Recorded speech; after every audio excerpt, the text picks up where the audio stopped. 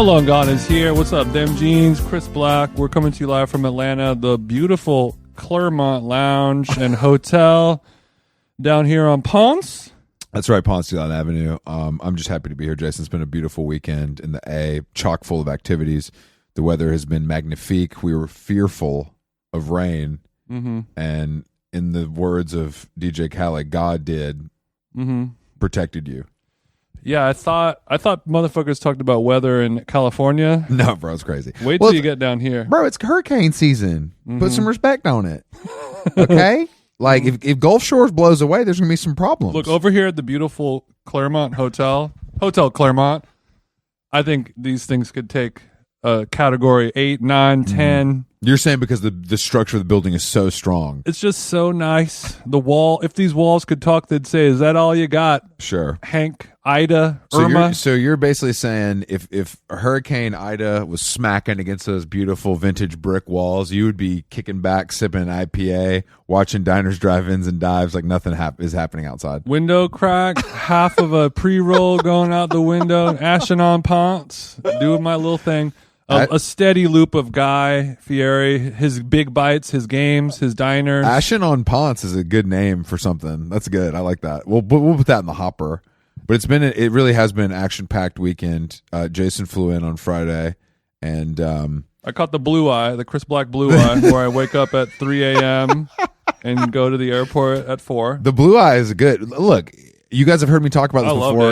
I loved it. As long as you get a good night's sleep before, it's fine. And you're doing a trip that doesn't require much stress. Like I had to pack for 3 days. Yeah, it's not that. Yeah, I know what you mean. And you pack in 10 minutes, throw in some shirts. You go to bed at 9. You wake up at 3. You got 6 hours of sleep, bro. It's no problem. And then your flight is on time. Most likely your flight's usually always on. The Delta Lounge opens at 4:30 a.m. Yeah, so you can get some bad eggs, no problem. The eggs were bad, but I'm just happy to have a seat that's like comfortable, a place to put everything, and like you can just leave your laptop sitting out. No, the Delta Lounge is truly a place to sit your stuff down and not have somebody watch it. That's the main appeal of the Delta Lounge. Like I can afford Avion, thank God. Thank you to all our listeners. So I'm able to buy bottled water to consume it, and I could obviously tether. For Wi-Fi purposes, if I need to get something up. Yeah. But if you're traveling solo, you don't want to ask your weird neighbor to watch your stuff while I pee. Yeah, I know. You have to, like, the person that you ask has to be either more wealthy or more attractive than you, or else it ain't worth it. And luckily, in our case, that's tough. In the Delta Lounge, it was not as tough for me. No, yeah, you're fine. You're the lowest rung. I found a hot 52-year-old Asian businesswoman who I was like, "Can you watch my shit?" And she's like, "What's the point?" Nobody's gonna want this. That remote is. I'm sorry, that's gear. Plastic. Oh no, don't worry about it, sweetie. Oh, because it's not metal. I'm saying what she might have said. Oh damn. I disagree. I have both. Do I suck for not having? Is it a recyclable? Is it a sustainability issue for you, or is it a broke hoe thing? It's a broke hoe thing. First of all, sustainability is never an issue for me. I obviously am bullish on recycling, as well as that's what your chick said. As well as wearing used clothing. So couldn't be me. I'm good. Shan't be me. But Jason got here on Friday. He checked into the beautiful Hotel Clermont. I was greeted by a full bottle of Casamigos tequila with my name on it, bucket of ice, 2 glasses. Oh, and I finally cracked it right now. Once we got to mixing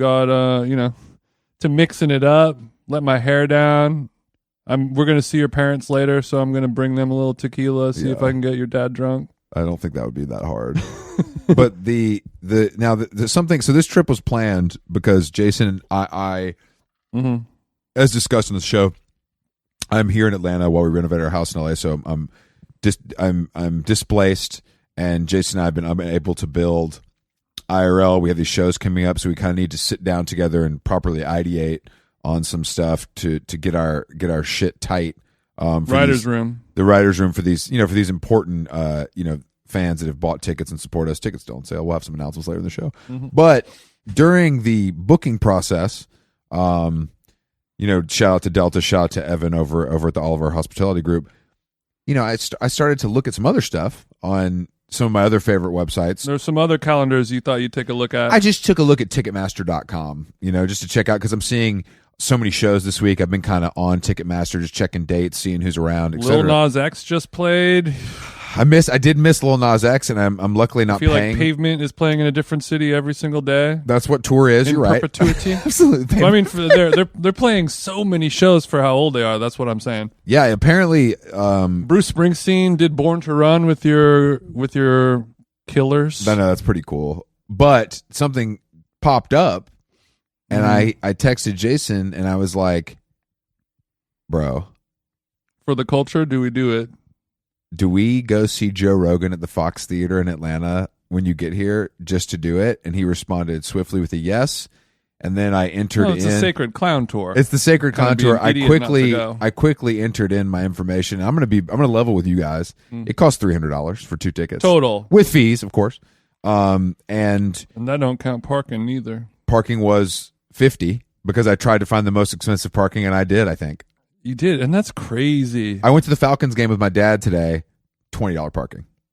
Yeah, that $50 parking lot it wasn't even good. Was probably 4 times worse than the one in Glendale that's like $2 an hour, It's crazy. It was 4 floors down. But anyway, so we decided to go. Nasty. We went to Elmere first so Jessica could have some margaritas and kind of get ready for this. And we need to tell a story about what happened at Elmere as well. Oh yeah, actually, yeah. So before, yeah, that's true. So let's go chronologically. It's 5 p.m. AKA not somewhere. Chris's dinner time. It was 5 p.m. It was dinner time. The show started at 7, so we went to Elmere early. Jason's having a couple margaritas, and we get up to leave. For our listeners at home, Elmere is a Mexican-style cantina that's sort of built around cocaine dealing and using. Yeah, it looks awful. Every when you go to like a Max Fish, and like every millimeter of the bathroom stall is covered in graffiti.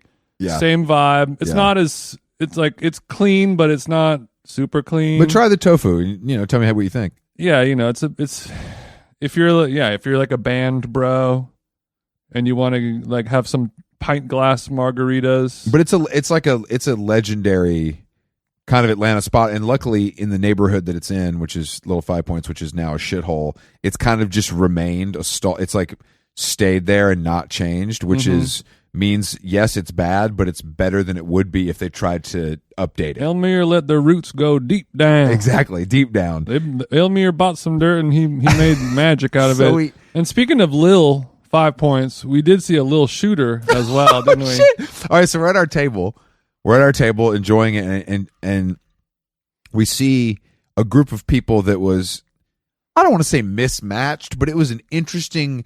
It was a motley crew of people whose only thing in common was we need to do some meth sooner than later. These people, if all 5 of these people didn't have like tinfoil in their backpacks, it was the weirdest. It was like a hot 19-year-old white chick in like a fake vintage shirt, like a fat gamer with a goatee and like a Bang energy drink that he brought into the restaurant himself. But the star of the show was a little person. He looked like Gunplay if Gunplay played in a sandbox.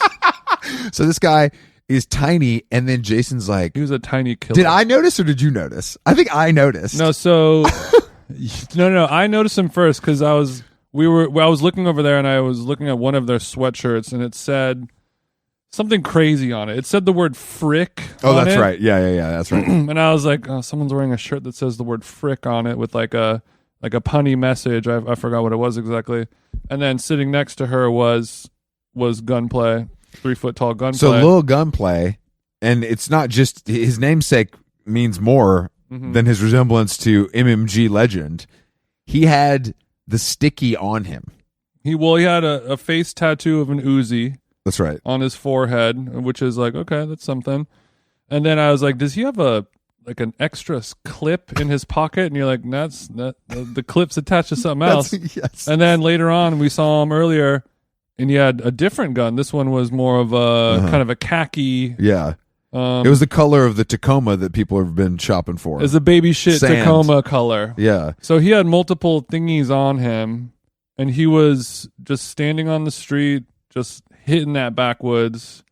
And his buddy tapped him on the shoulder and was like, bro, move your shirt, cover up the piece. Yeah, he lifted his shirt up and then went to cover up his gun. Kind of helped him, yeah. But I never get used to people who have open carry guns out in public. Like, obviously, like, I didn't think I was in danger at any moment. No, it's just weird. But it's just weird to see somebody, like, get Superman high who has, like, 3 guns on them. Superman high when you're, like, the size of Superman's tibia is not like I just think that guy's going to use that gun before a lot of people would, because people do be trying him. Yeah. Yeah.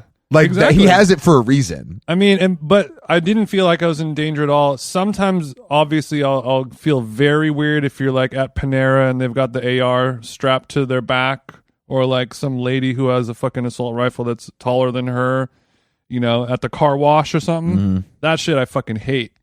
Terrible. This felt like this guy actually needed it, but because of bullies, not because he's really serious in the streets. Because, like, he gets bullied so much, he has to flash it every once in a while to let him know that he's really about it. Okay, so my ops are bullies. Show me the lie, dude. No, this guy's just smoking weed. He's got the hookah. He's playing his Twitch. Like, he's not. I mean, if you go through life with such adversary, so much strife to overcome as being a little person, I think little people should be given licenses for weapons. Open carry. They deserve it. Let it rock. Honestly, do you know how mean people are? Like, if you ask me, mean people suck. Let Chiquita speak. Okay. Yo, when it comes to meanies, kill them all and let God sort them out. I agree with that. Shoot first, ask questions later. But anyway, it was fine. We survived. It was merely an observation, and then Jason tried to get a photo, but I think the tent maybe. I got a photo, but I can't post a photo on social media. No, he'll find you and he'll use that thing. Is there something funny about my appearance? It would actually be a really cool David and Goliath story if you got shot in, like, the foot. Take one in the leg. Non-threatening. By the little person we saw at Elmere with a gun on them. And I'll be like, deserved it. You deserved it. Mm-hmm. It'll be a lot more rehab than you had to do for your little knee problem, though. It's going to suck. Yeah, it'll be a one and done. If you got any oxys laying around here, let me know. I might have some pain. I mean, there might be. Linda's flushed them by now. No, she vacuums too much. So I'm 2 margs deep. Pint-sized margs, too. That's right. I went skinny, of course, but still. So I see my friend Matt, who has the brand Factors. You should check out if you haven't. I see Matt sitting at the bar waiting on some food to go. I go up to talk to him, and I'm like, "Oh, this is Jason. Actually, you know what? Let me go to the bathroom. You guys talk amongst yourselves." Mm-hmm. Coffee talk. I go. Of course, there's some guy in, like, a no use for a name shirt waiting in line for the bathroom. I fall in line behind him, and then I hear in my peripheral some crosstalk. Jason is sat down in a stool next to Matt, but there's a fella on the other side of him, and he's like, "Oh, my girl's sitting there." Mm-hmm.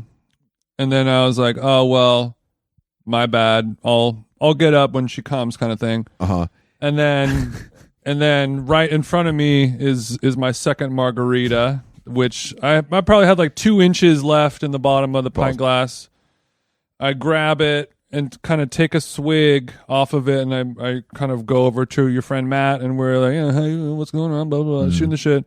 And then the guy sitting next to me is like, "Actually, that's my girl's drink." And I turned around and I was like, "It sounds like everything's all about your girlfriend right now."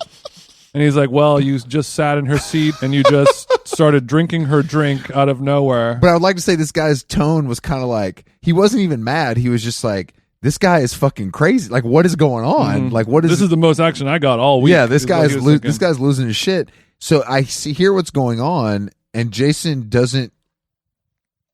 not processing that he's drinking this man's girlfriend's drink. He's like, you're about to be like, "Yeah, fuck it, bro. Like, fuck off, bro." The glass that I had just put down at our table had the same drink in the same glass with the same amount in it, and it was just sitting right in front of me. I was on the blue eye. I woke up at 3. I was, there's some edibles were taken somewhere over Minnesota, or not Minnesota, New Mexico. I wasn't of sound mind 100%. But then, so I am in line for the bathroom. I'm like, I can't let Jason He's digging a hole real Yeah, fast. Jason's digging a hole fast. Matt doesn't know what's going on. I'm the only person that I feel like I'm like, wait a second. So I go over and I'm You're like, the only one with Pyrex vision out of a lot of us. I'm like, Jason, you're drinking this guy's girlfriend's drink, and you're like, fuck, bro, I'm so sorry. And the guy thinks it's funny, and He's like, let me guess, blue eye? and then his girlfriend comes back and thinks it's even more funny. And did you even buy a replacement? No. Oh, the only thing I did was make her subscribe to How Long Gone on her phone. She's like, Death Cab for Cutie, I love those guys. Well, hopefully they're listening right now, because what a meet cute. It was Because he was such a sweetheart. Like, if some guy sat down in my girlfriend's seat and started drinking her drink, I'm not gonna fight him, but there's gonna be some aggression happening. Yeah, you're gonna scuff his common projects. At the very least. You're gonna crease his Jordans. I will say, what? But he was so nice about it. His energy was very much like, I did not have this on my bingo card for this afternoon. 100%. And then his female friend came over. They're not dating. Oh, they're not. They're not dating. They're just old friends. That's why they're doing coke in the afternoon then. I think they may have had a little, maybe they've... You think he smid-ashed once or twice back in the day? Yeah, but it just didn't feel right, Yeah, no. Like, they got the job done. Mm-hmm. They got to where they needed to go. But afterwards, they're like, yeah, we're better as friends. They were very funny, though. And she sat down, and she was like, oh, you're fine, sweetheart. It's all good. It's all good. I'm like, wow, you guys are... This could not have gone any better, of like sitting down and stealing a girl's drink. Because Elmire does attract a certain kind of character, and there are a lot of them that would have punched you. Yeah. You just got lucky. I know. So that set the tone. I could have got a mastodon bro coming at me real quick. No, he works at a tattoo shop, and it ain't going too well there, and he's got nothing to lose. No, yeah, they're letting you pay for tattoos with credit cards now. I'm taking that on this tall fella's nose today. So that kicks the night off. We hop in the Camry. Unfortunately, I have had to return. Well, really quick, I was apologizing for being absent-minded. Yes, of course. And she was like, "Oh, you're fine. I haven't slept in 2 days, so I get you." And I was like, that seems odd. Have you tried THC? Maybe a CBD gummy or something before you go to bed? I'm familiar with cannabis. What nootropics, whatever, to get you across the line? And she's like, "Oh, no, that don't work." And I was like, "So you need something a little stronger? Like, what's going on?" And she's like, "No, I have like medical grade insomnia, like it's real shit kind of thing. A little spliff won't do it." I'm like, "So what do you want?" And she's like, "Trazodone." I was like, I've heard of that drug. I don't know what it does, but it sounds very strong. And she's like, "Yeah, it is." And then I'm like, "So if you haven't slept in 2 days, how are you like, you're having a very alert conversation with me. You're talking to me, snappy as all hell, like Zane Lowe level shit." And she's like, "Oh, honey, cocaine's a hell of a drug." I'm like, "Bitch, it's 5 o'clock right now. That's how we Sun's do it. out. I just saw Lil Gunplay." That's how we do it down here. It ain't nothing to get a bag belly up to the bar at 4:35 on a Friday. I felt like I was back in Orange County. No, that's right. It's different. You can't hear the surf in the background, only sirens, but it's the similar kind of vibe. Yeah, less flip flops. Yeah. So we went straight from that to a Joe Rogan concert. So I'm not, I don't like Joe Rogan. I don't listen to Joe Rogan. I've never really listened to the podcast. I've seen like clips here and there. I know he's a comedian by trade, but I never thought about if it was good or bad. I just thought about it as something that's popular because of the pod. Like, he's so popular that whatever he's going to do is also going to be popular. It's such a subjective art form that we don't know if he's funny or not funny, but we could tell that he's successful at it. And he sold out 2 nights at the Fabulous Fox Theater, which is not a joke. It's nice. It was probably 3,000 people. Yeah, 3,000 or 4,000 people. And the crowd, we can start with the crowd. Let's start with the crowd. Dude, I saw one of them last night. When I got back to the hotel last night, there was just people standing on the sidewalk, like drunk people talking to each other. And they're like, one guy just screamed to the other guy, "Joe Rogan, am I right?" And then they high-fived because they had seen each other at the Rogan show the night before. And they were bonding over it. And these were 2 people that didn't have 2 teeth to rub together, carrying a 30-pack of Coors back to their hotel. Nasty shit. The style of person at this, the thing is, I'm kind of, I guess not exclusively, but I'm perfectly suited to speak on the types because it's Southern archetypes. Mm-hmm. So there's... You're a scholar on the subject. I'm a scholar on the subject. So there's kind of like the guy that's like 32 and doing pretty well for himself, could lose 15 or 20. Mm-hmm. He's dressed like okay. He's got like a collared shirt on, it's tucked in, but it's all in that like kind of light redneck style. Right. He plays golf, but it's day beers. Yeah, 100% golf. day beer guy. And he's got like a girlfriend who's overdressed. There's a lot of women in the building. A lot of women. That were wearing like freakum dresses to Yeah. see Joe Rogan at a theater. Mm-hmm. And then there's also then there was the full on like, I literally came from the job site. My Carhartts are dirty. I got my sunglasses sitting on the back of my neck, like I have drywall in my hair kind of guy. Uh-huh. I only have time to go pick up a couple tall boys on the way, drink them on the way in the car. Uh-huh. We'll make it for the second act kind of Actually, thing. every single person there except us drank on the way there in a car that they were driving. That's what I would say. The crowd. That's the crowd. But then there's also the like kind of upper middle class. Job site foreman is what we I call probably them. live 30 minutes outside the city. Like, I look a little more maintained. My chick looks a little more maintained. My truck's a little more expensive. The lift's a little higher. I'm the most racist. Yeah, my flannel shirt. I'm wearing my formal flannel. It's a formal flannel. It's buttoned. I'm not letting any chest show. It's an untuck it Brixton little number. I got my untuck with my Brixton. I get on. this one dry clean. So the crowd was kind of what I would expect, but they were also it was quite friendly. There was a lot of, not to us, of course, because they could tell we were the op, but they were like, there was a lot of intermingling. We were the two F words in the crowd. Yeah. And the seats were good. We had good seats. Yeah, they were. I don't. If I'm gonna, only you can take credit for that. I'm not going to go to something unless am a VIP or I'm gonna pony up for the good seats. Mm-hmm. And I'm going into this a little bit like, oh, this will be funny, like whatever, it'll be something for us to talk about. Like I don't really care. It's not going to be no Cat Williams level stand up. It's not going to be earthquake shit. But yeah. I'll sit through a couple hours, get some laughs. It'll be fine. Yeah, it's fine. And I have to say, buy some creatine on the way out. Exactly. Yeah, I got some CB4. I have to say, this was one of the worst things I have ever seen in my adult life. And I've seen screamo bands in basements in the suburbs. Mm-hmm. I've seen sports. I've been to a lot of live events. You and I combined have probably been to more live events than most people. You know the amount of bullshit I've seen? Just the choices that we've made in our lives have led us to spend our money and time seeing things performed live, whether it's music, comedy, whatever it is. Magicians.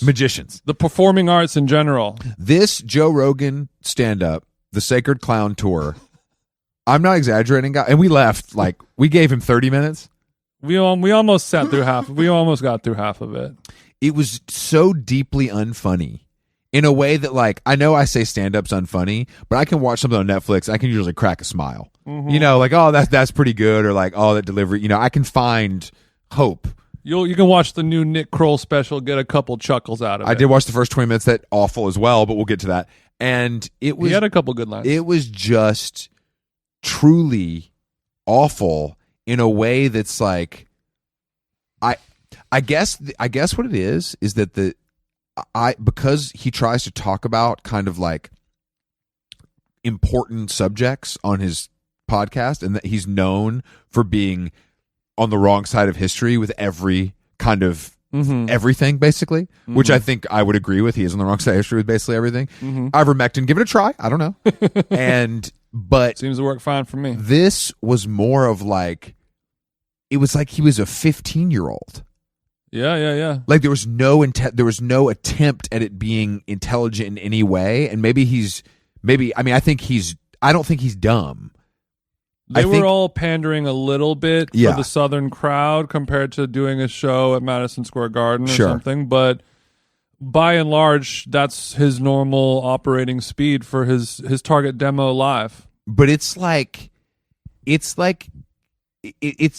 even his preoccupation with gay is insane, because it's Lil Boozy level. Yeah, it's not funny, but it's also not introspective or interesting. It's just literally dud. It's just sort of milk toast frustration at the matter And typically as a comedian, you're like, here's a thing I noticed.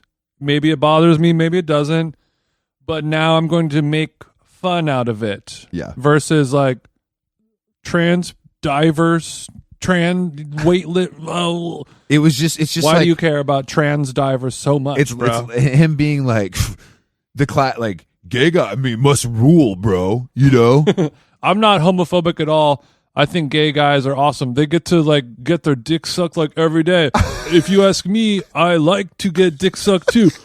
It's just, and it's just he's saying all these deeply, and it's not even like the stuff is so offensive to me. I'm just like, this is just a swing and a miss. Well, like what I think it is he's so old and he's been doing it for so long. He's like mid-50s, and he has stopped trying new things. So he's stuck. So in his mind, this material is still progressive, because when he was doing this bit about, wouldn't it be funny if I said like being gay was like actually good? In like 1997, when he had that epiphany of like, I'm going to flip it and be crazy subversive, and this is actually going to be kind of punk rock what I'm doing here. But in 2022, it's just it's 35-year-old logic. You know, it's like you said, it felt like a 15-year-old proselytizing to a crowd of 15-year-olds, because mentally that's where they're at. It's also the or crowd, emotionally more so. It's also it reminds me of if you go to like a 2000s radio band show, and the crowd is all people who have not discovered new music since they were in high school. Yeah, exact same people. Mm-hmm. They haven't had a new thought since high school. Yeah, set in their ways. It's just like, but it's all very like, I mean, everybody was having a good time, and I think people were people were laughing. No, people were giving him standing ovations when he said, "You know what I miss? I wish the F word, man." Oh, I forgot about that. Yeah, man, we can't say the F word anymore. He's like, that had nothing to do with gay people. Like, really, bro? It inherently has everything to do with gay. There's no escaping that. Like, whether you want to say it or not, you got to admit the origin. I mean, it's not great. And like, I know you could say it's a pile of sticks, but let's be real. You know what I mean? Like, that's just not. We're all on our journey of unlearning and progress and breaking the walls down of all the stuff that's inside of us. And some people are further along that journey than others. We're definitely not leading that pack personally, you and I. Sure. Just because, based on our age, but like he's so far in the back. He's so far behind, and he's like, "Hey, I'm so far behind, and so are most people." I mean, I think I'm going to be your person. Well, it's just one of those things where he's tapped into something clearly, and he's making millions of dollars off of this stuff, because most people feel, not most people, but a lot of people feel the same way, or at least find the same things funny. Yeah, he was saying it was weird, because it reminded me of literally like my friends in high school who would, basically when you haven't had any like male bonding, or you haven't had like emotional growth enough to call your friend in high school and wish them a happy birthday, or just say like happy birthday or love you, bro, or whatever it is. You couldn't do that without saying the F word. Yeah. You had to kind of like, happy birthday, fag. Yeah, you had to like that. You couldn't show any emotion without having something like. Right. It was sort of your way of saying, like, if you're a straight guy, you would use the F word as a way to, recognize that we're in a vulnerable emotional situation right now. Make sure you know that I know. Yes, and that was sort of like the way that straight people use that word with other straight people. And it's a thing that most people, our generation, stopped doing in high school, in the teenage years. And now the current generation stops doing it when they're 3, or they don't even ever say the F word. But with Rogan, he's a 55-year-old guy who is whining and complaining about not being able to call his other millionaire friend and not be able to say, happy birthday, fag. It's crazy. I think that the thing is, I wonder. I think maybe that crowd, and maybe I'm giving them more credit than they deserve, but I feel like there's also an element of it where this is a night where they can come together and like laugh about this stuff, because they can't do that in their lives, because they know it would be detrimental. Mm-hmm. You know what I'm saying? Like this guy that has like a, like a clan meeting. yeah, literally though. It's like I can come here, I can laugh at this shit, and everybody's like, "Oh, the podcaster Joe Rogan. Oh yeah, he's controversial. That's crazy." And all these people are definitely like Republican, like Trump vibe for sure. But I also don't think these people actually like hate gay people or are actually racist. That's not the vibe. No. They just they probably all have people of color in their lives and gay people and trans people in their friends and family groups.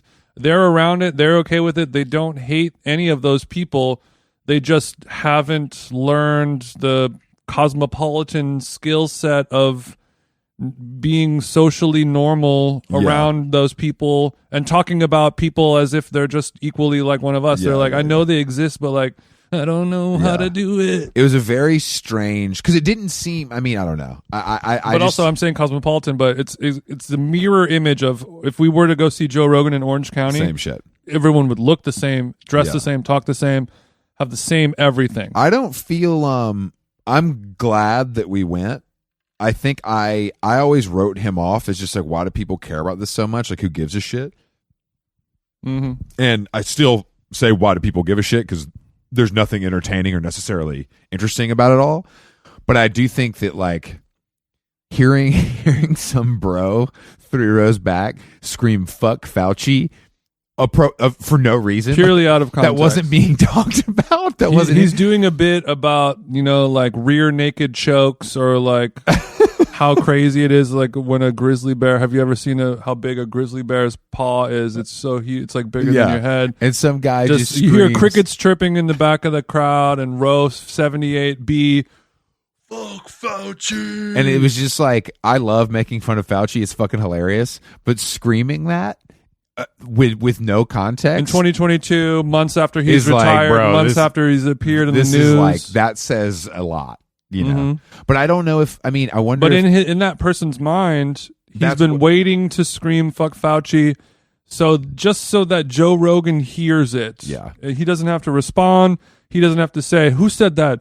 Come here, go give him a backstage pass. I want you to come do the episode with me tomorrow. Just so Joe hears me say "fuck Fauci," that's enough to get him from swallowing a bottle of Tylenol. Which I don't even think Joe himself would say that. That's what's funny about it. Is that like, but I found it all to be very. It was just very interesting. I'm glad we went, but I do think that it's like this, like, it's just the lack of, you can't bill that as comedy. No, you can. It was smart to bill it as comedy. Of course. No, I agree. Yeah, no, I'd agree. It's very similar, or it reminds me a lot of L. Ron Hubbard and Scientology, where like, what is it about L. Ron Hubbard that got him to have millions of admirers and, amass hundreds of millions of dollars? Like, why do people care? When everyone says he's an awful writer, every one of his books is terrible. It's all fake bullshit. Yeah. It's, but like, what is it? But he's also like, yeah, I'm also fucking started a religion. And Joe did the same thing. Yeah, no, he did. He just has, he tapped into this one thing that he saw. Instead of being the best stand-up comedian in the world or the best podcast in the world, he saw a hole in the market. He saw an opportunity for a lot of people who were angry and pissed off, who were just like him. And they needed a leader, and he stepped in, and he is far from a good leader. He's far from a perfect leader, but also compared to the competition, he's number one. So he's number one. That's what it is. Well, and we didn't even talk about his outfit, because that's kind of what you guys come to How Long Gone for. Of course, he came out. I fit check. This might have been the most shocking part. He was wearing some rock star skinnies.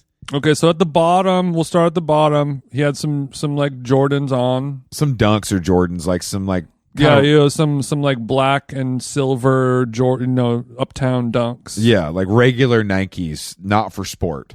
Mm-hmm. And then the kind of shoes a Filipino nurse would wear, painted on. And what's the brand of denim? Do you think? I honestly, it was regular, just a normal standard wash. Yeah, but I bet a guy like that, just because he's so rich, custom. No, I bet a stylist buys it for him, and it's definitely like some designer shit that's expensive. It honestly could have been Amiri. It could have been regular Amiris. Rockin' Republic. Yeah, it could be regular like jeans, but It's probably Amiris or something like yeah, that. because they're like expensive, and they're like a stylist is like, here, put these on, because they were very tight. They were very Leaving very nothing tight. to the imagination. And Joe's not a little guy. I mean, he's a little guy, but he's a meatball. Yeah, he's not vertically impressive, but horizontally he's wide body. And then he was wearing this black hung like a cashew though. button down shirt. That's a Nick Kroll reference, and it's a button. He's wearing a button down shirt, and it's like a blouse. It's Blousian. It was a little too long and a little too silky. Our seats weren't good enough to see whether or not the buttons were mother of pearl. Yeah, But they were just about. It was just the outfit. Everything about it was very strange. And we were talking about this on the way home about how comedians just like, why can't a comedian just put on a t-shirt and jeans? Why does everybody have to be like, have a look and it be bad? And the look is rarely what you want it to be. Honestly, for a special, I kind of want you to look a little schlubby. Agreed. Like Aziz didn't have to wear that weird beanie. Well, and that beanie was probably Elder Statesman, set him back 900, but you know, he's not above that. I'm rich. Yeah, I mean, I think that every comedian feels like I got to be wearing shoes that are brand new when I go out on stage. It's good. Well, there's a problem in the comedy world where You ain't Cedric the Entertainer, bro. there's a sneakerhead crossover. Mm-hmm. I watched that Paul Verzi. I listened to Paul Verzi and something. He's talking about is how he buys 3 Jordans every time he leaves the house. And his like wife's mad at him. Mm-hmm. Canceled D'Elia Yeezys. Fucking Joe Rogan's wearing fucking Jordan 1s. Like it's very strange.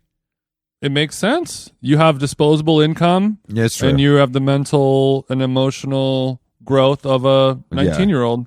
It's true. Let's go. That's a good point. But I mean, we didn't even go do anything after Rogan because we were so spun out. Yeah. I needed time to the process. The size of his head was so large, too. Yeah. I mean, he looked...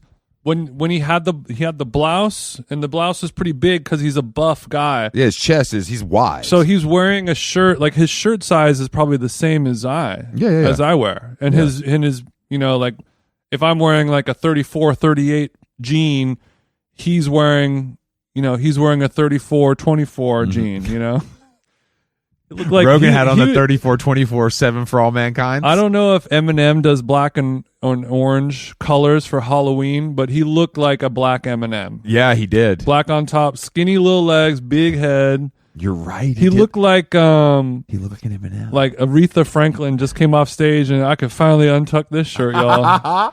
No, the shirt was hitting the knee. But when you wear the skinny painted on jeans, and then you have this huge barrel chest, it creates a lot of distance in between in the stomach area and down.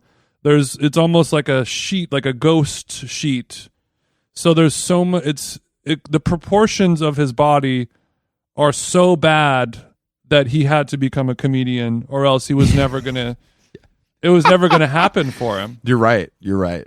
I don't know, man. In the opener, Hans Kim, who is one of the most racist comedians I've ever seen in my life, but he is Asian, so he can. But your theory is that Rogan has him open because he knows his crowd will like it, and he can get away with it because he's Asian. Look, when you're the Godfather, you have your foot soldiers, you have your capos, you have your shooters. I have every rapper has. I got my little shooters. They're 16-year-old, 19-year-old kids. They have nothing to lose. All they want to do is be me when they grow up. Mm-hmm.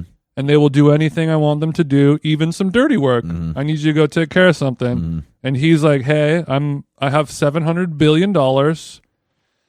I'm constantly being canceled. The news talks about me every day. My career is hanging on.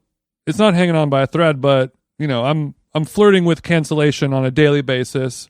I can't say the things that I feel inside of my head. I can't say the locker room talk that I say around my friends publicly.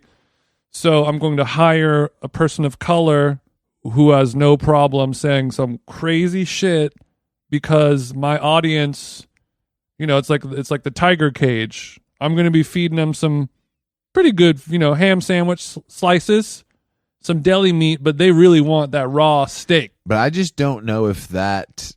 I wonder if that guy. What's his name again? Hans Kim. Okay, if Hans, that sounds German. He was Asian. No, I saw him. If Hans does sound German and Kim does sound Asian. If Hans is like, do you think his material is different? I think anyone who opens for Rogan, you have to change your material, and I think it's sort of understood, and that's how it's going to be, kind of thing. And it's the cost of doing business. If you want to come on this show and open for me in front of this crowd, you're going to have to adjust some of your material. And you don't have to change your act, but like, let's say you got 100 jokes in your arsenal. You know, these 10 that you don't really do in Venice Beach and Highland Park. Those are going to kill. And Gowanus. Yeah, let's pull those in. Pull those out for when we're doing Albuquerque on a Monday or whatever it is. Yeah. Where, your normal fans aren't going to hear you say a few, kind of things. Yeah, it was worse than I could have ever imagined. So deeply unfunny. Yeah, it is a trend that I think is going to become a lot more popular, where the powerful rich whitey is going to employ minorities, people of color, gay people, trans people, whatever, anyone who's not a straight white person. They're going to employ these people, and they're going to say the things that they can't say. And I mean, it's not a bad idea. Whoever is paying Tim Dillon, Tim Dillon is the same thing. He's the perfect, like, hey, I'm gay. I can say all this insane shit. I'm gay and I'm fat. And I'm funny. Very. Like, hey, I'm funny. You're going to chuckle. I'm going to say some shit that most people can't get away with because I'm not a straight white guy. I'm going to do the dirty work. I don't know, man. I've had a tough weekend. I've learned so much about just general sociology and just how large swaths of the world operate. It's good to get out of our bubble. No, it was. I mean, eye opening. I went to a fucking football game today. I've been on a real tear in the South. But I think that how'd my Falcons do, by the way? They won. Oh, hell yeah. Yeah, today anyone can beat Cleveland, right? I'm just kidding. I have no idea. So about today, during another beautiful afternoon here, my friend Larry, who works at Mercedes-Benz, he's a creative director at the new stadium. Oh wow! He was like, "You want tickets to anything?" I was like, "Yeah, sure. I'll take my dad to see the Falcons game." He's like, "All right, cool." 2 days later, I get the Ticketmaster. I can do anything but Bad Bunny. I got a ticket. Yeah, literally, he's like, Elton John's going to be tough, but you want to see some MLS? I got you, bro. But he sends me the tickets because this is new stadium. It's very nice. He sends me the tickets immediately. And then yesterday, or 2 days ago, he texted me. He's like, why don't you guys come early? Come on the field. And I'm like, oh, am I running some, you need me to run a pattern? Or like, what am I hanging out? And he's like, no, you're just hanging out. You don't have to suit up. You know what I mean? You don't have to do any Instagram story posts. Yeah. I don't have to do any Instagram story posts. I don't have to take any hits. Of course, we have to give a shout out. Just go to AtlantaFalcons.com. Use the promo code GONE at checkout if you want to buy the football team. If you want to get your name on the back of the jersey, you will get 20% off if you use GONE at checkout. But yeah, so I take my dad, and Larry meets us at the entrance to the stadium. Full Tom Brown suit. Oh, okay. For game day. He escorts us. He hands us these passes, escorts us directly onto the field, and we watch the warm-ups. And I got to say, pretty sick. Yeah. You probably like the warm-ups more than the game. Well, I was taking notes on some stretches and stuff that I was interested in. Because there's a lot of downtime in the game. Yeah, I mean, when you watch a football game on TV, which I obviously do, for 10 hours every Sunday, you're watching the commercial, it just flies by, Y'all actually kind of like the commercials sometimes. Yeah, I like the commercials. I'm kind of an ad guy, but then when you're at the game, it's every 5 seconds is a TV break where they pull out some fucking budget dancers. They got some fundraiser going on. Today, this is not an exaggeration. Today, there's a video, like a pre-tape of this guy, and his face looks fucking crazy, He's like, I'm a Marine. Full beat? Not full beat. Okay. I'm a Marine. I've survived cancer 7 times. My face got blown off, and he takes out half of his mouth. No, it's crazy. He looks crazy. It's like really a crazy story. Okay. I'm watching and I'm like, He lost some shit in Fallujah. yeah, and I'm like, all right, yeah, bro, sorry, that sucks. And then he's like, but you know what? When I woke up from my last surgery, I decided Not sure why I'm laughing. to dedicate my life to the national anthem. I'd never sung a day in my life. I woke up and I felt compelled to be the best I could be at singing the national anthem of this country. Wow. And I'm like, all right, dude, that's weird, but yeah. Like, that's a really weird thing. Like, okay, dude. I mean, I know you're a Marine, but like, Jesus. So then they're like, of all the things to devote your life to. And then they're like, yeah, a song. It's not even like a Cure song. And then he goes. Then they're like, and today do Bohemian Rhapsody. Yeah, we all know that. Come we all know the on. anthem. It's like, and today, singing the national anthem. This motherfucker comes down, bro. This guy sounds like a dying mouse, bro. This guy can't sing for shit. A little pitchy. I'm just like, bro, this is crazy. Like, just because it's like if I was like, you know what? I woke up yesterday. God. I dedicated my life to basketball. I'm going to be the best basketball player I can be. And they put me out one-on-one versus LeBron. And he dunked. Breaks both your ankles, quite literally. It's just like, you can't just say, like, just because you've been through some shit doesn't mean you can just say, it's crazy. Like, why would you want to be bad at something just because you did? So you said, big bro, we ain't going to give you a pass. Big bro. No, fuck no. Nobody gets a pass, bro. Get Adele. I don't want to hear these losers. And then they had some loser from like, I don't know, some like, America's Got Talent runner up from Austell came down. She sang a cover. She sounded pretty good, to be honest. So he had the energy of, regardless of the fact that half of his face had been removed by shrapnel, IED. Yeah. What's it called? Yeah, IUD. No, not that. Whether or not he had all of his face and faculties, he would have been a terrible singer. Well, he said that himself. He was basically like, I had never sang a day in my life. I woke up at 55 years old and decided I was going to sing. He didn't go to school. Everyone learns the national anthem in school, especially as somebody his age. No, I don't think it's about learning the words to the national anthem. I think his point was, he didn't invent it. He's trying to perfect it. His point was, the song is so powerful and so moving. It doesn't matter what you sound like. For those 90 seconds, it brings everyone to. I'm like, bro, have you ever been to any state besides Georgia? No one gives a shit about the national anthem. Bro, it's called Lana Del Rey. Pick any song. Yeah, you ever heard? Yeah, you haven't heard Lady Gaga, Even really? High by the Beach is more moving than that. But it was just like this. I was just like looking around and everybody's like standing up like, wow. I'm like, so you guys are just going to pretend like this guy doesn't sound like absolute shit? Yes, like, I'm not saying we are. I'm not saying his story isn't insane and like that's crazy. Like I get all of that. I mean, basically what it was a Chappelle Show skit 100%. without the laugh track. I was like, I would rather. I don't know, man. It's like, so you're like, I'm not the only one here who feels like they're taking. I mean, crazy I pills like 'cause this standing shit up for the national anthem is loser shit, first of all. But I felt pressure. Damn, I don't remember the last time I stood up for a national anthem. Like I didn't want the guy. There were two guys. Not to get on my De La Roca shit. Two guys. There are two guys behind me, behind my dad and I, that both had. I don't even know if he knows this. Both had like full Scott from Anthrax goatees, and they weren't. So for our listeners at home, that's a beard, a goatee beard that's maybe 2 feet long. It could hit the belly button depending on height. Oh wow! These guys didn't know each other, and they literally were like, beard bros. I saw it happen. I saw them like exchange a knowing glance of like, damn, do you use Perp Plus on that too, bro?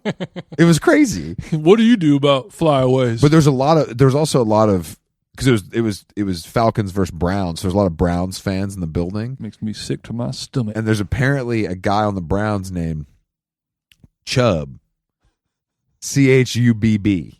Last name or first name? Last name. He's like the bank? Chubb. Yeah. Not like Drake's homie, but without an S. Yeah. I think there's a bank called Chubb with 2 B's. The point of this is the guy next to me and his chick who are eating raw hot dogs, like no sauce in, just bun. I'm like, a dry hot dog. His shirt said Chubb Hub, like Pornhub. What? Yeah. He said, I'm Chubb Hub. And he had his shirt made? No. I think this is a thing that the Browns fans do to support Chubb. Okay. So I was hoping that this was a one of one. He had this idea, but this is a thing. So that's like when I saw the Only Rams sticker for Dodge Ram owners. Yes. Damn, Chubb Hub. Chubb Hub was sitting next to me. He had a nice sleeve. Mm-hmm. Nice sleeve. You know what? A lot of guys at sporting events tattoos with the Apple Watch. What do you mean with the Apple? You got like a half sleeve. You got the Apple Watch. You got the black rubber wedding ring. That's the Southern special right there. And then if you may or may not have a leg sleeve, and it will be a lovely portrait setting of a largemouth bass being pulled out of the water. Bro, the South or something involving Star Wars. The South characters. is just absolutely crazy. I've done too much Southern stuff this weekend. I need to detox. I might have to fly to New York just for 24 hours to like Bro, reset. Me and your chick ate ribs and Frito pie today. But you like that. Golly. Yeah, Jason and Al went to Fox Brothers Barbecue today. Get you some. And I had to do my classic passive aggressive move where nobody was talking to us or taking our order when you asked the server if you order at the front. I hate to do it, but it had to be done. Do you think that was because they could tell they were dealing with some city folk? There's a little bit of that. I think they said that they were in the middle of a shift change, but I think that's a lot of horse. Yeah, this is like when I called Enterprise and they didn't answer, and then I went there and they're like, "Oh, we can't do that today." And I was like, "Well, I tried to call," and they're like, "Well, we were busy." I'm like, "Bitch, what? I'm sure you were. You still got to answer the phone." But yeah, I've honestly, I like that I've been in the South and I haven't had really anything to do, and to just kind of do nothing is nice. It's nice. I mean, look, man, this time of year, there's the nice houses and the nice neighborhoods here are so perfect. I know, and they're so much cheaper. Mm-hmm. I know. But you gotta live. You gotta live here. Look, I couldn't do it, of course, but I get it. I mean, I could, but maybe not year round. Oh, you're a fall in Atlanta guy? Look at summer and fall in Atlanta. Summer's brutal. You don't want a summer. I like brutal. You don't understand it, bro. You ain't built like this. Ooh, okay. You're not, dude. What is it gonna hit? 130? It's gonna be 130 degrees today? But it's gonna be 100 and humid, which is worse. I don't give a fuck. You ain't ready for humidity, bro. My taint already coming stank. Off the lot. Drive it off the lot. We're already moist. Speaking of driving off the lot, Big TJ, thanks to my generosity of kind of employing him at this podcast, was able to purchase a new car. Bitch. I'm the one who has access to the Stripe account. No, you're right. Thanks to Jason's. I just want all you influencers listening to know that one day you could buy your own car too if you do that right. If you kind of stick to it and you like really give it your all. This is not the first car I've had. Yeah, but it's the first nice car you had. I guess so, yeah. I mean, when I met you, what'd you have? The Prius? Prius, yeah. But I mean, that was in the heyday of Los Angeles when Larry David drove a Prius. So you could. Oh, I'm not saying it's bad. I'm just saying this car is nicer. I guess maybe I was projecting to my life partner who would say you're an F word if you drive a fucking Prius. I mean, I like a Prii, but I mean, I did too. You get back in 2008. You got a black Prius in Los Angeles. You're white. You could do anything you want. You're good. I could be blacked out drunk driving down the freeway, and I will just be the 14th black Prius that's driving poorly. But then there was that dark period where you didn't have a car because you thought it was cheaper to lift everywhere. Well, no, that was when I was super into cycling. Okay. And I worked from home. I didn't have a commute. You didn't work from home. You were a bike messenger, so you had to meet up. I was never a bike messenger. At different public squares with your other messengers. I was at the time when the only time I went out to, at night was to go DJ or like go out drinking. And so I would have taken an Uber anyway. Yeah, I would have quote unquote taken an Uber anyway. That's for sure. I'm sure it is. What? It's true. Bitch, you're on Mario Kart time. You're gone off the cranberry and vodka still driving. Don't act like that. I don't like to. I don't like to, but I have done it before. It's something that I really adamantly avoided for a long time. Like I think I had like some kind of scare, but I went years without ever driving drunk. I had some scares too. Of course, now I'm back. Welcome home, brother. Just this afternoon. So my point is that the truck is retired and we are entering into a new phase of TJ. E-Class TJ. E-Class TJ is pulling up in the navy blue with the mocha brown leather. Espresso brown. Espresso, I apologize. Rare. Because I don't put milk in mine, so it's a little lighter, but we don't need to get into that. I don't want to get into barista talk. It's as today. dark of a brown as you can get for interior leather on the Benz, I think. And does it have a moonroof? It does have a moonroof. Okay, and it has Apple CarPlay. It does have Apple CarPlay. Okay, good to go. How big's the trunk? It's a standard size trunk. It's not bad. Okay, our seats fold down. You know, we can fit the skis in there. Perfect. Because I was wondering what we're going to do on those trips. You know, with we Big got Bear. the nice. It has all the shit that you want. You know, big ass display. Okay. And what are the drives fast? What are the shoes looking like? The rims look good. They're not. They have some nice tires on them. Are the tires low profile, regular tires? They're a little low profile, Nice. but they're not the normal janky Benz wheels. I mean, Somebody I had guess they're not upgraded. janky. The previous owner had upgraded. No, they're still Mercedes-Benz wheels, but they just happen to look. I don't know. There's something about. Here, I'll show you a photo of them. They look a little nicer than. Oh, some they do look a standard little kind of, nicer. like, I feel like that's five-spokes. I feel like that's the upgrade of the like that's like the stock upgrade, which is a nice choice because you don't want to look like too flashy. And now I heard from Good legroom too. I heard from a mutual friend of ours that the windows are not tinted. Is that something you kind of plan to change, or are you keeping it? I think I might tint up. I mean, I live in Glendale. Like everyone was like, "Oh, are you stoked that now you're finally going to be able to fit in Glendale driving a Benz?" And I was like, "Not until I get these windows tinted and I start smoking with all the windows rolled up will I ever fully be respected by my." So you're a pussy comrades. until you smoke Pall Mall's the windows up and you got the 0.5 tint. Yeah. So 4 in the morning on Friday. We have our driver Vic. If anyone needs a driver in Los Angeles, send me a DM. But he's the man. But he lives in Glendale. He's basically built like Joe Rogan. He's killed many. He's the biggest boss of all time. We love this guy. Straight shooter. Every once in a while, he picks me up and he forgets to turn the music down and he listens to 90s house. Like That made like CNC Music nothing Factory endeared shit. him more to you than knowing that that's what he listens to in his free time. Yeah. It endeared when he told me his sister was a doctor, and I was like, "What happened to you?" He didn't. What happened to me? I love to dance. I just love to dance. I lost years in Berlin. I prioritize dance where I shouldn't have. No, but so it's 4 in the morning on Friday. Sun ain't even out yet. I'm still wiping the gunk out of the sleepies out of my eyes. I'm wheeling my plastic Rimova, which is never going to biodegrade. I just learned today. To the curb, and Mr. Jason, here you go, blah blah blah. I'm like, hey Vic, Because you think you're talking to a fellow auto enthusiast. He has multiple cars. This is a guy who has probably purchased and sold hundreds of cars in his lifetime. He owns Benzes, Navigators, Escalades, Lexi, Beamers, you name it. He's bought it, owned it, sold it, stolen it, removed a dead body from it. chopped you name at least one or two. Yeah, and his car was parked right in front of mine. It was dark, you can't see the full thing.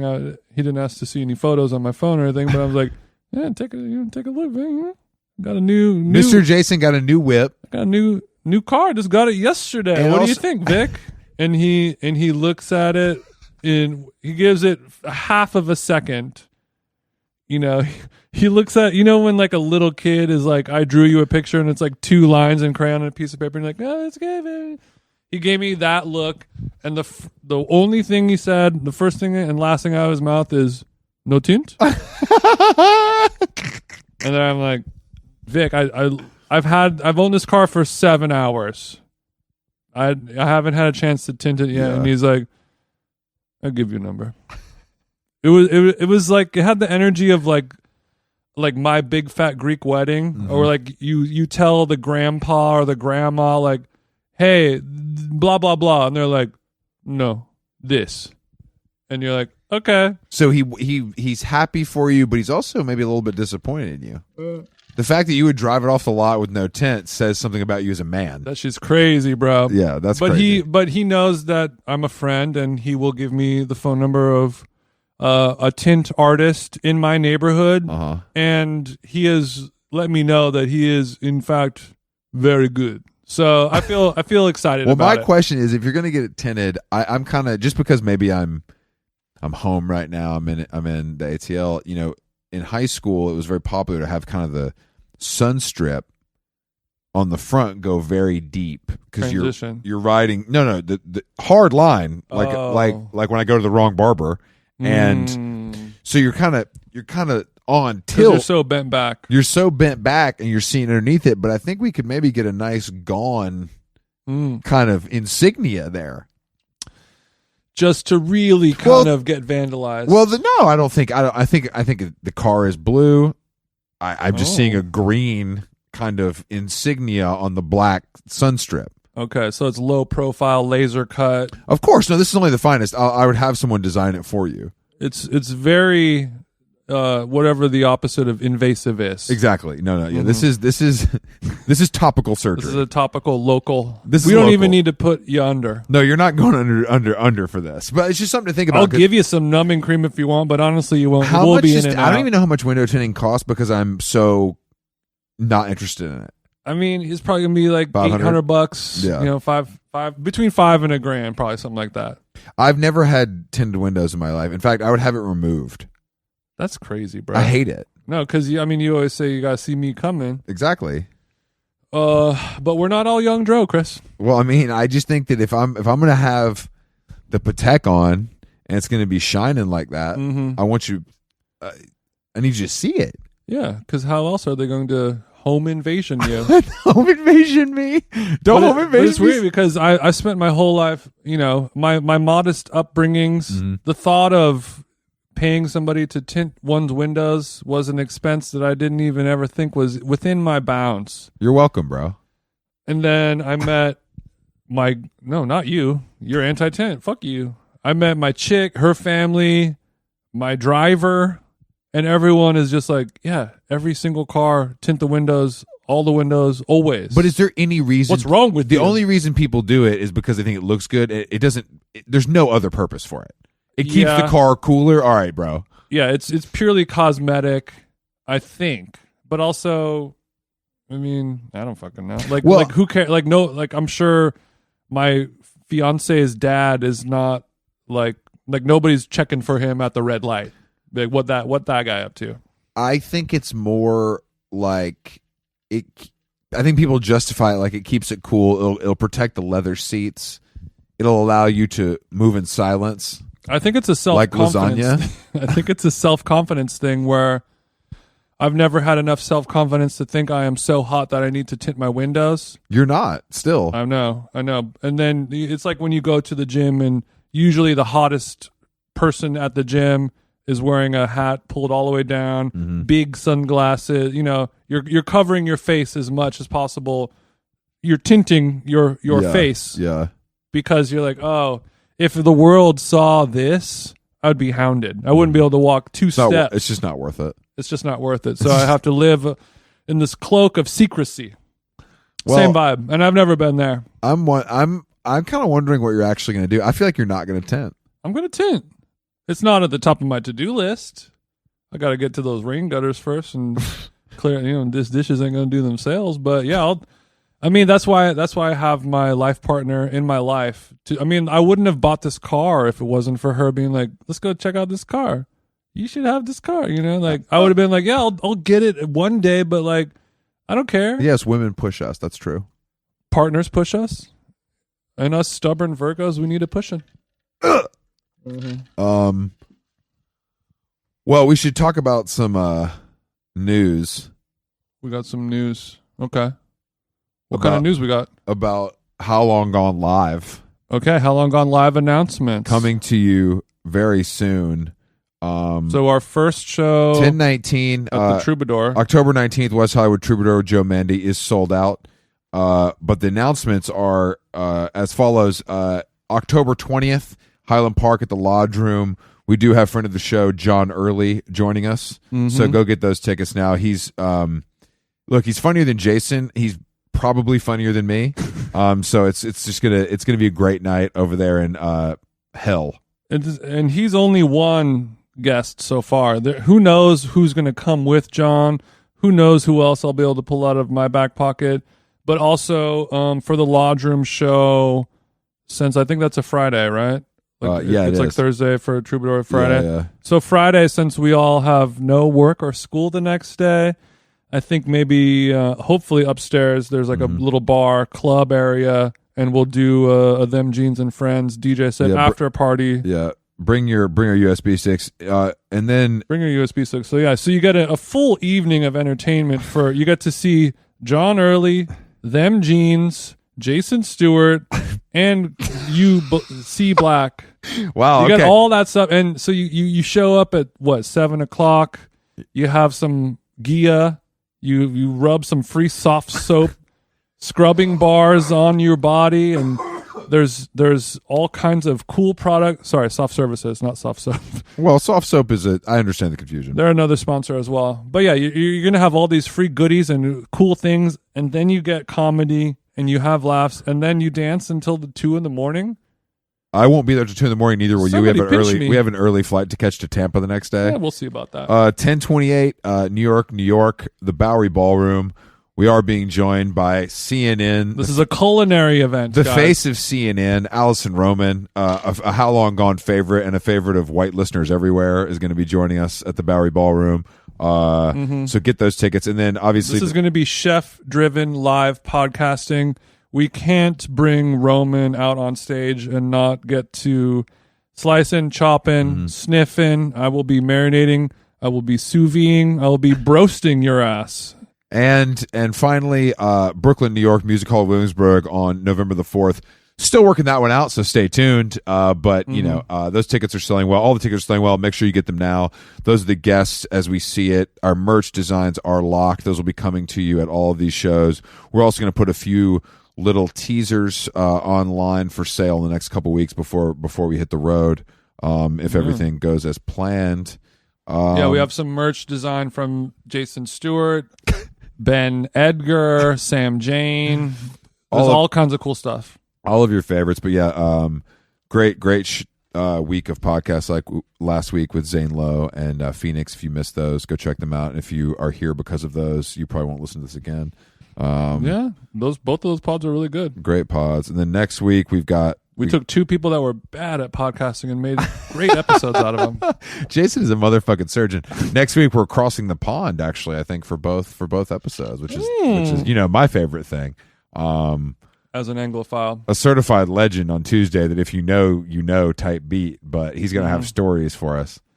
Banging. All right. Well, thank you guys, and thank you for the Hotel Clermont for letting me crash over here for the last few days. You guys rock. Thanks for giving me a bottle of Casamigos that I've been drinking a little bit, and now I'm gonna go over to Mima and Peepaw's house and give the rest of this Casamigos to your old daddy. And yeah, thank you to the Atlanta Falcons, Larry Book, Mercedes-Benz Arena, of course. And also no thanks to Joe Rogan for being the least funny person I've ever paid money to see live. We'll talk to you next week. I smashed the stripper in the hotel with my chains on. I'm playing with a kitty with my VBS rings on. Shouted saving hoes, told that boy put his cape on. My partner down the road, I'm talking to him on Tango Rim. I put that bitch in a Porsche skirt. I bought that bitch in New York. I'm scraping the bowl with the fork skirt. Scraping the bowl with the fork skirt. I'm fucking that bitch in my vans. I pull up and shoot at your mans. You still, I'ma cut off your hands. Independent, I don't need no advance.